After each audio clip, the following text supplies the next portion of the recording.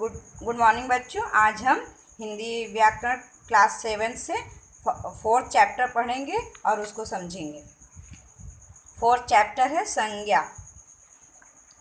देखिए, संज्ञा आपने पहले की कक्षाओं में भी कई बार संज्ञा पढ़ा ही है।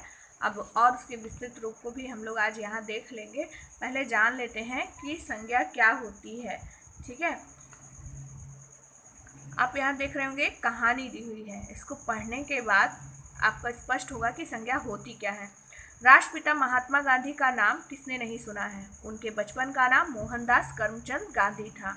उन्होंने अपना सारा जीवन समाज सेवा में लगा दिया। हमेशा हमेशा के लिए दुनिया में प्रसिद्ध हो गए। इस तरह से देखिए, ये पूरी कहानी दी है और कुछ शब्दों को लाल रंग से लिखा गया है। तो आइए, जो लाल रंग के शब्द हैं, इनकी विशेषता क्या है। ये शब्द क्या है, किसी न किसी चीज़ के नाम है, चाहे वह किसी व्यक्ति का नाम हो, चाहे किसी स्थान का नाम हो। ठीक है, तो यानी जिन परिभाषा देखते हैं कि किसी व्यक्ति, वस्तु या स्थान या भाव के नाम का को बोध कराने वाले शब्दों को संज्ञा कहते हैं। ठीक है, संक्षिप्त शब्दों में अगर समझे तो किसी के भी नाम को संज्ञा कहते हैं, चाहे वो व्यक्ति का नाम हो, वस्तु का नाम हो, किसी स्थान का नाम हो, किसी भाव का नाम हो, वो क्या कहलाता है, संज्ञा। संज्ञा का मतलब ही क्या होता है, नाम। इसे भी पढ़ते हैं। संज्ञा शब्दों के बाद परसद के, का, ने, में, से आदि का प्रयोग हो सकता है, जैसे मित्रों के, गुरुजनों के। आपको ये पता ही होगा ये क्या होता है, ये होता है कारक चिन्ह। इसके बारे में भी हम आगे पढ़ेंगे ही। संज्ञा के भेद जान लेते हैं। हिंदी भाषा में संज्ञा के 3 भेद माने जाते हैं। पहला व्यक्तिवाचक, दूसरा जातिवाचक, तीसरा भाववाचक। व्यक्तिवाचक जान लेते हैं क्या होता है। जब हम किसी विशेष व्यक्ति के नाम के बारे में बताते हैं, किसी व्यक्ति विशेष की जानकारी देते हैं, तो वह क्या कहलाता है, व्यक्तिवाचक संज्ञा कहलाता है। इसकी परिभाषा देख लेंगे। किसी विशेष व्यक्ति, प्राणी, वस्तु या स्थान का बोध कराने वाले शब्द को व्यक्तिवाचक संज्ञा कहते हैं। जैसे देखिए कि आगरा में ताजमहल है। आगरा में ताजमहल है। आगरा क्या एक विशेष स्थान है और ताजमहल भी एक विशेष है, तो ये दोनों नाम क्या हो गए, व्यक्तिवाचक संज्ञा हो गए। ठीक है, ऐसे जातिवाचक संज्ञा देख लेते हैं। जिस संज्ञा शब्द से किसी प्राणी, वस्तु, स्थान आदि की जाति का, एक ही जाति की अनेक वस्तुओं का बोध होता है, उसे जातिवाचक संज्ञा कहते हैं।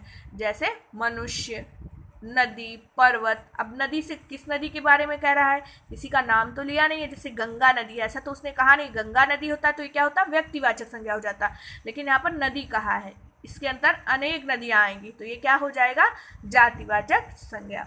परिभाषा देख लेंगे। वे संज्ञा शब्द जो किसी संपूर्ण जाति का बोध कराते हैं, वे जातिवाचक संज्ञा कहलाते हैं। जैसे कि एक उदाहरण भी दिया है, पार्क में सभी बच्चे मौज मस्ती कर रहे हैं। अब यहाँ बच्चे का प्रयोग तो किया गया, लेकिन ना लड़की बताया गया और ना लड़का, ना छोटे बच्चे ना बड़े बच्चे, बस बच्चे का प्रयोग किया, तो ये एक पूरी जाति का बोध करा रहा है, तो इसलिए जातिवाचक संज्ञा हो गया। इसी तरह से भाववाचक संज्ञा होता है।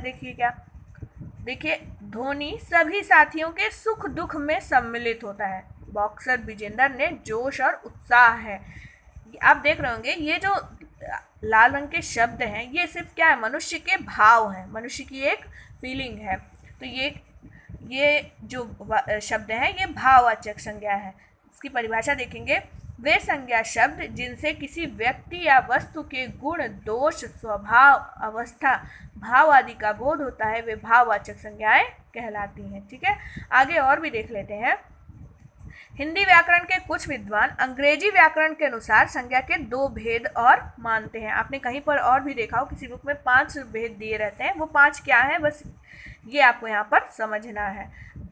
चौथा यहाँ पर दिया द्रव्यवाचक संज्ञा और 5वां समुदायवाचक। पहले देख लेते हैं द्रव्यवाचक क्या होता है।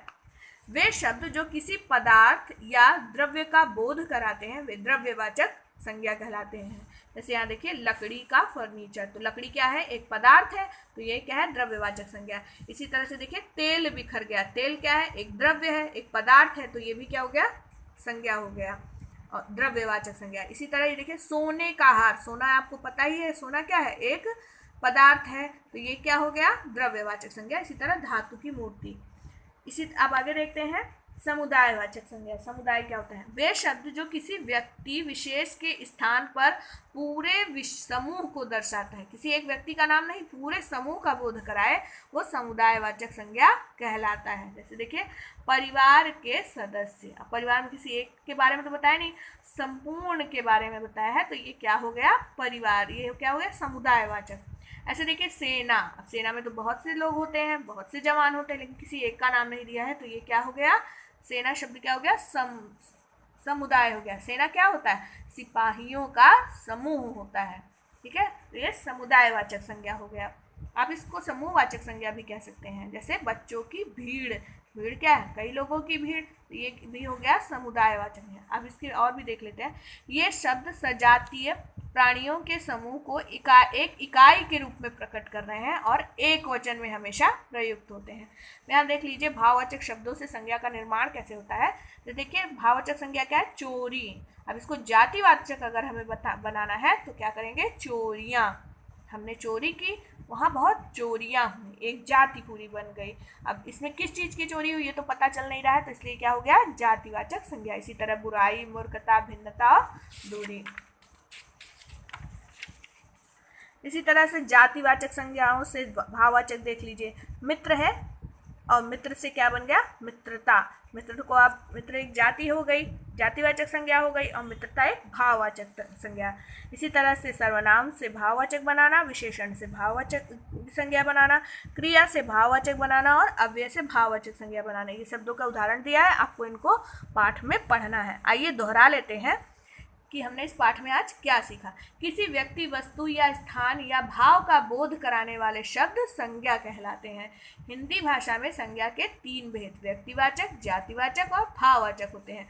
कुछ विद्वान 2 भेद, द्रव्यवाचक और समुदायवाचक और मानते हैं। किसी विशेष व्यक्ति, प्राणी, वस्तु या स्थान का बोध कराने वाले शब्द व्यक्तिवाचक संज्ञा कहलाते हैं। किसी जाति विशेष का बोध कराने वाले शब्द जातिवाचक संज्ञा कहलाते हैं। किसी व्यक्ति के गुण, दोष, स्वभाव, अवस्था या भाव आदि का बोध कराने वाले शब्द भाववाचक संज्ञा कहलाते हैं। भाववाचक संज्ञा शब्दों का जब बहुवचन के रूप में प्रयोग होता है तो वह क्या बन जाती है? जातिवाचक संज्ञा बन जाती है। अब आपको इसको पढ़ना है, पढ़ने के बाद इसका अभ्यास करना है और अपने आसपास एकत्रित कीजिएगा कि कौन कौन से संज्ञा शब्द आपने नए जाने हैं। धन्यवाद।